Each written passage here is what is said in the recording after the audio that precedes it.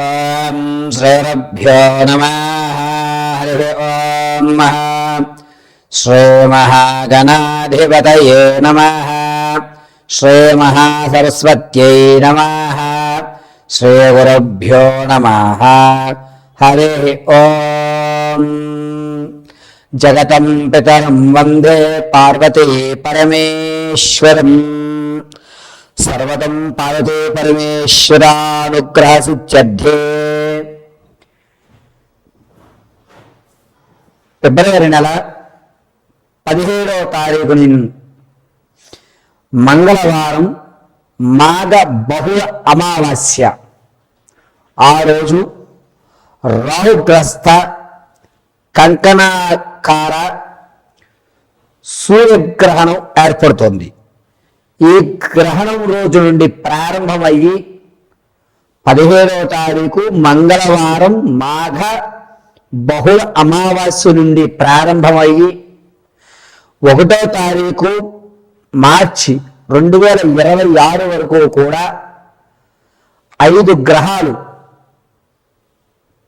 మిథున లగ్నంలోకి రావడము, ఈ పంచగ్రహాల కూటమి వాటి యొక్క ప్రభావం వల్ల ఏ రాశి వారు ఆర్థికంగా ఇబ్బందులు పాలవుతారు, ఏ రాశి వారికి అదృష్ట యోగం కలిగేటువంటి అవకాశం లభిస్తోంది, 5 గ్రహాలు ఒకే స్థానంలో ఉచ్చస్థితిలో చూస్తున్నాయా, లేక శనీశ్వరుని మూల త్రికోణంలో చూస్తుందా, గురువుని బలాయుక్తంతో అయ్యే విధంగా ఈ పంచగ్రహ కూటముల యొక్క ప్రభావం ఉంటుందా,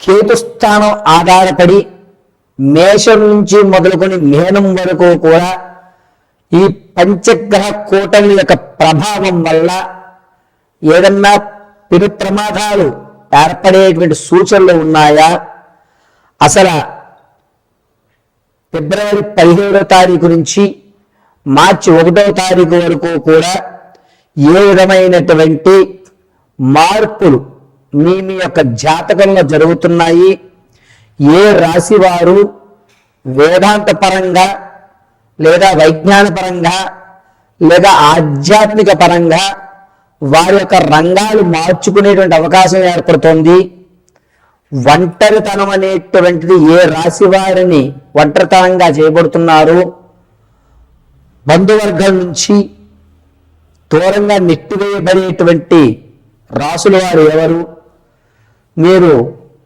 ఈ 17 నుంచి 1వ తారీఖు వరకు కూడా ఆర్థికంగా నిలబడ్డానికి మాకు ఈ పంచగ్రహ కూటమి ఏ విధంగా సహకరిస్తుందా గురువుగారు, ఈ 15 నుంచి 1వ తారీఖు వరకు ఉండేటువంటి రోజుల్లో మేము ఏదన్నా పరిహారమో మంత్రజపమో అనుసరిస్తే మా జీవితంలో మార్పులు సంభవిస్తాయా అనేటువంటి పూర్తి విశ్లేషణ మనం పరిశీలన చేసుకుంటూ ఉంటాం.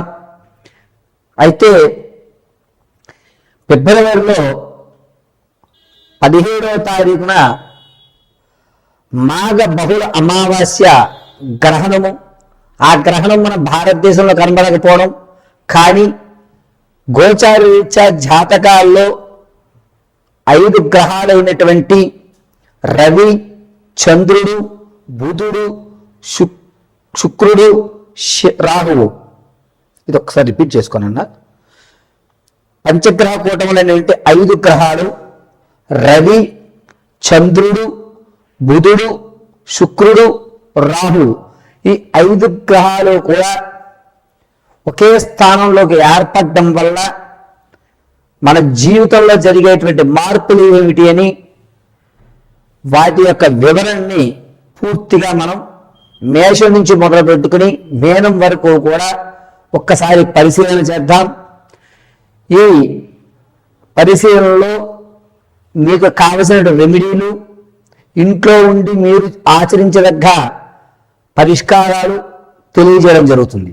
అయితే ఈ పరిహారాలన్నింటినీ కూడా మీరు అమ్మవారి అనుగ్రహంతో చక్కగా ఇంటి వద్ద నిర్వర్తించుకుని సకల ఆర్థిక ఆరోగ్య స్థితిగతులతో ఉన్నతమైన స్థితిగతులతో ఉండాలని మనస్ఫూర్తిగా కోరుకుంటూ పంచగ్రహ కూటమిలో వల్ల జరిగేటువంటి మార్పుల్ని మనం ఇప్పుడు చర్చించుకుందాం.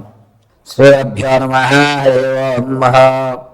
మీనరాశి వారికి ఈ ఫిబ్రవరి 17వ తారీఖున మాఘ బహుళ అమావాస్య మంగళవారం ఆ రోజు నుండి ప్రారంభమయ్యి 1-3-2026 మార్చి వరకు కూడా 5 గ్రహములు మిథున లగ్నంలో ఉండడం, రవి, చంద్రుడు, బుధుడు, శుక్రుడు, రాహువు ఈ పంచగ్రహాలు మిథున లగ్నంలో రావడం వల్ల ఆర్థికంగా పర్వాలేదు అని మాట అనుకుంటారు.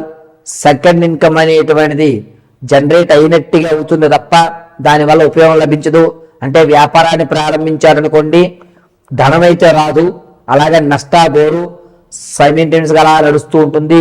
2 రూపాయలు లభించేటువంటి మార్గం కనబడుతుందే తప్ప లభించదు.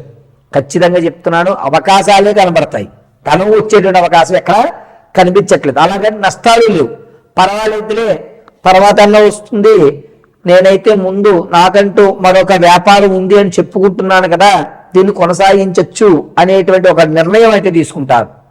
మీ బంధువర్గంలోనూ మీ కార్యకలాపాల్లోనూ మీ విందు వినోదాల్లోనూ ఎక్కడా కూడా ఎటువంటి ఇబ్బందులు ఉండవు.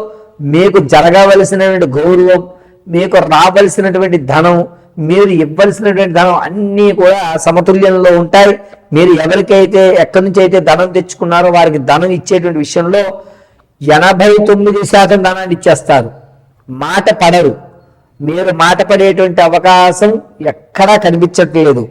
మిమ్మల్ని ఒక మాట అందాము అని తొంగి చూద్దాము, వీడు ఇవ్వడేమో అనుకున్నటువంటి వారికి కూడా మీరు ధనం ఇవ్వడం వల్ల పర్వాలేదు, ఇతను ఇంకోసారి మనం ధనం ఇవ్వచ్చు అనేటువంటి మాట తెచ్చుకుంటుంటారు.